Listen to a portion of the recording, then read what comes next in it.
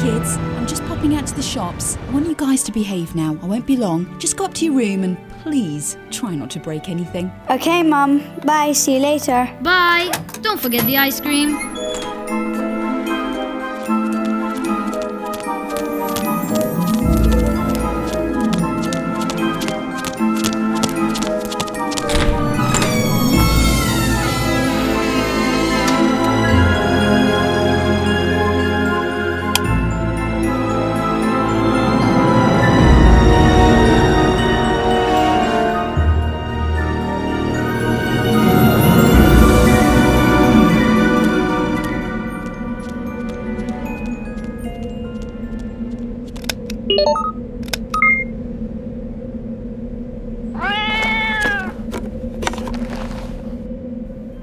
No emails for me, just junk and spam. So boring. Yep. And no messages on my phone either. So, what are we going to do today? I know. Let's build a camp right here. Nah, let's build a fort. Okay.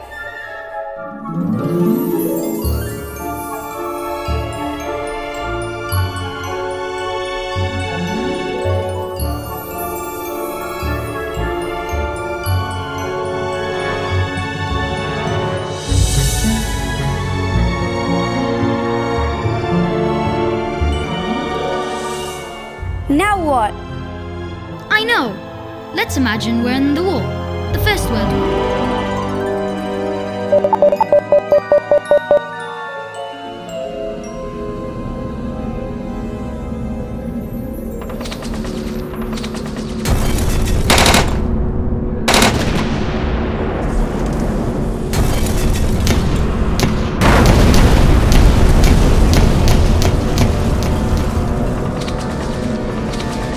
This is so scary.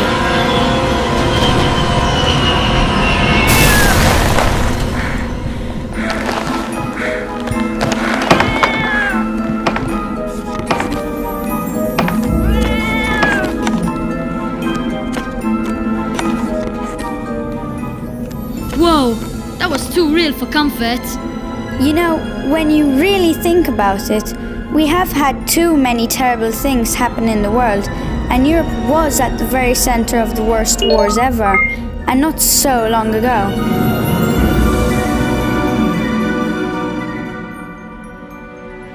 It's true. Europe was at the very center of two of the worst wars in the history of mankind. The First World War was terrible and so destructive, not only to property and the land, but the world lost millions of young, inventive and education-loving people.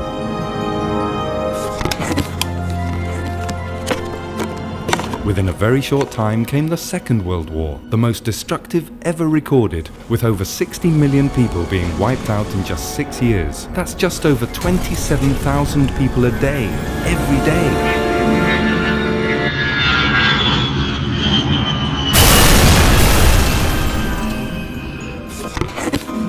Now, the Greeks and the Romans, they were great. Such civilized people. They taught us about toilets and baths, Roads and money. reading and writing and philosophy.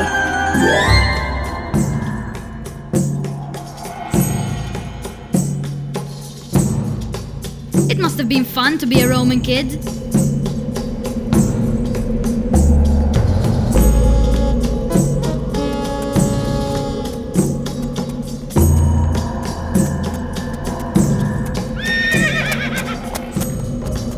Roman times did bring big changes to Europe and the way things were done.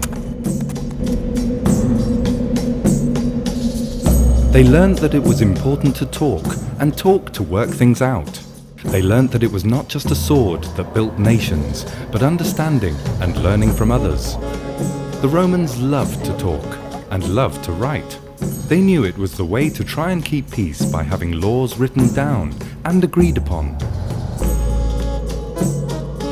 They knew that if enough people shared ideas about what each thought was important for long enough, they could really work out better laws and fairer ways of living with each other.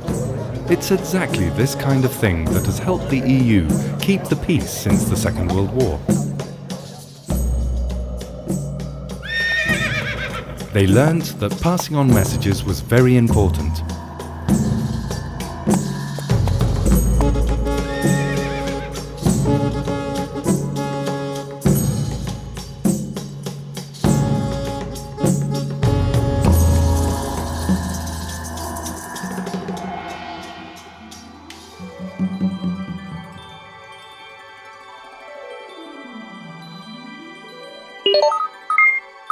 Perhaps if they had the internet, telephones, television and computer games like you have, Europe would still be Roman?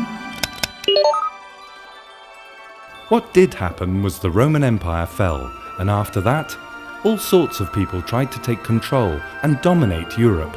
The Vikings from the north, the Arabs from the south, and the Magyars from the east, all rather bossy and constantly wanting to fight.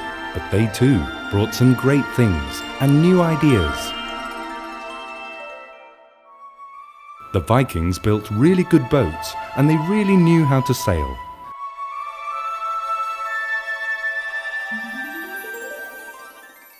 The Magyars were seriously cool horsemen and they knew a lot about cattle and farming.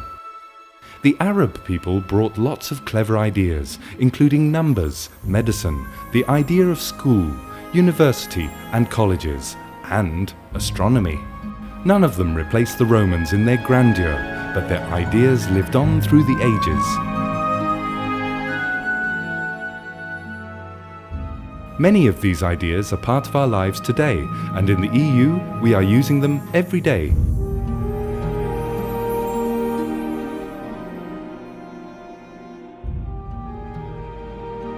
So, for how long has Europe had peace? And for how long has the EU been around?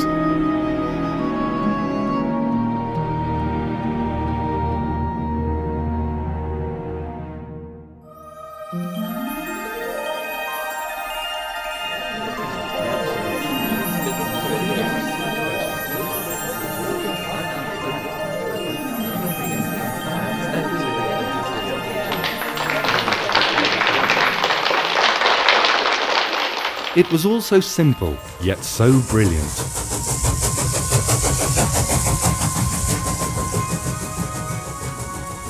France and Germany agreed to share in coal and steel production. The idea was so good that soon other countries wanted to do the same, and it quickly expanded to include Belgium, Luxembourg and the Netherlands. It flowed even further, and Italy soon joined in. All 6 member countries agreed to sign the Treaty of Rome to form the EEC, the European Economic Community.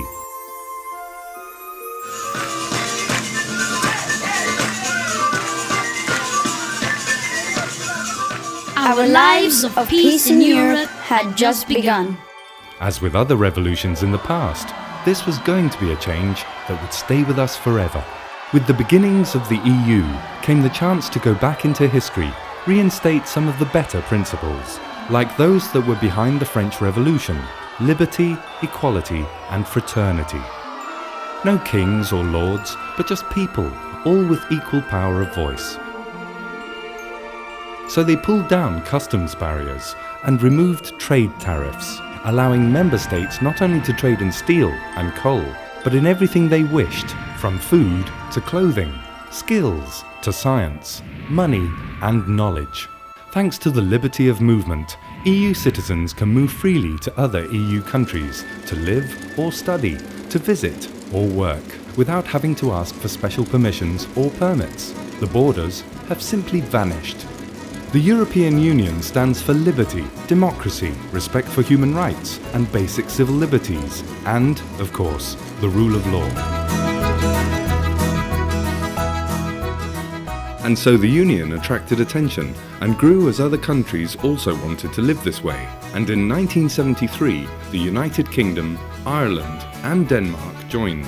In 1981, Greece also joined. Then to the south, the Union expanded as Spain and Portugal joined in 1986. The common currency, the euro, is launched.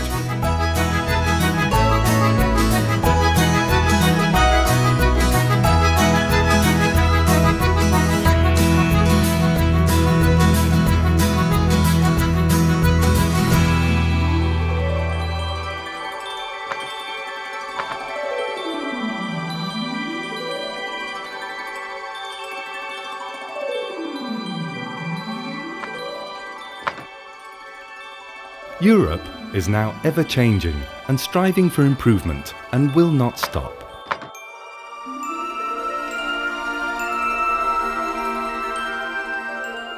There are now more countries that have made applications to join, including Croatia, Macedonia, and Turkey, Albania, Bosnia and Herzegovina, Montenegro,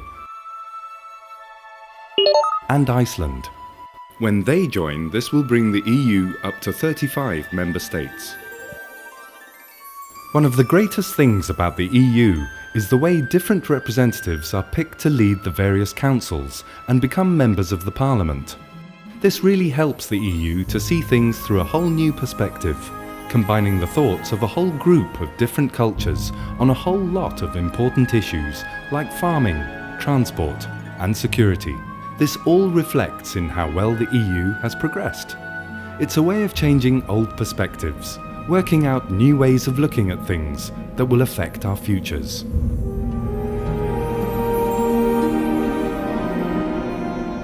The EU has, in its short history, rapidly learnt that it's not just about expansion or making money. Through the various committees and EU Parliament, and thanks to research and debate, other things have become far more important, like where do we get our electricity from, and how to make sure it causes the least possible damage to our countries and the climate.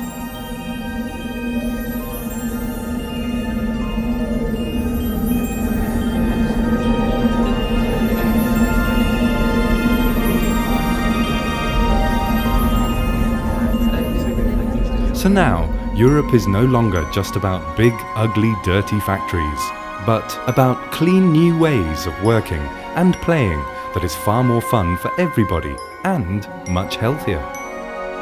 Today, the EU is the leader in the world in inventing and using renewable energy, and with it, indeed, alternative leadership methods and a fresh look at the structure of our lives and our communities near and far. The result means clearer thinking, cleaner living, healthier people, and brand new types of jobs. Less pollution means less people getting sick. So often, the money saved on clinics and hospital costs can be used for other things that make life better still, like proper waste management and keeping things tidy. So these are the people of the Union. The EU's Council of Ministers is made up of one minister from each country, so every country has a say. The European Parliament is made up of representatives. Each and every one of us gets to vote for directly. Each of these takes a seat in this assembly for a period of 5 years, passing laws and discussing others, with the aim of continuing to improve all living conditions between the member citizens and their neighbouring countries. You can contact them at any time if you have a question or a concern about the EU and what they are doing. That's democracy at work. The European Commission is there to do the things that everybody has agreed to and make sure it happens at the right cost and on time. Then, to make everything fair for everyone, both the individual and the communities, there is the European Court of Justice.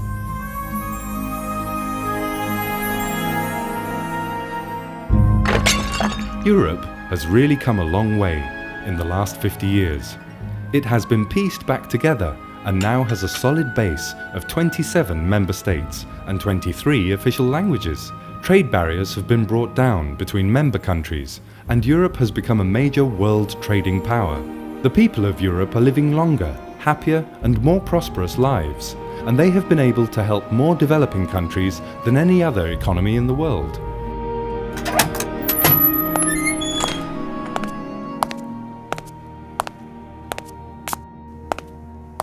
Now it is up to each and every one of us to keep things tidy and come up with better ways of doing things. The EU is yours, and you are the EU. The EU is about showing and sharing respect. The respect not just of those on top of everything, but the respect of everybody and at every level, both in Europe and in all places around the world. The EU is now the biggest provider of development aid to less fortunate countries across the world. The EU is about the continual search for answers through training and research. It's about sharing resources and findings. It's about being much more considerate, exploring better ways of how to treat both ourselves and others.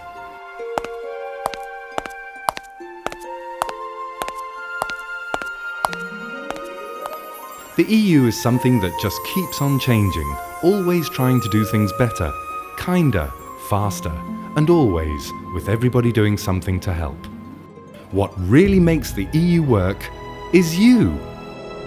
If you show interest in what's happening around you, talk to your friends, family, and teachers, ask questions, listen to what's on the news, and understand the reasons behind the decisions taken, you will help to keep things going well. Because you are the ones who own the EU, a place where there are so many new exciting things to do, and with new members and ideas joining in all the time.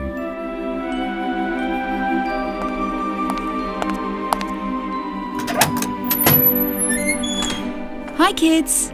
How did you manage not to make your usual big mess? We were learning a little about the EU. That's good. And it's all so tidy too. Well done. Now you can come downstairs and tell me all about it as we tidy the kitchen and see if we can find an ice cream.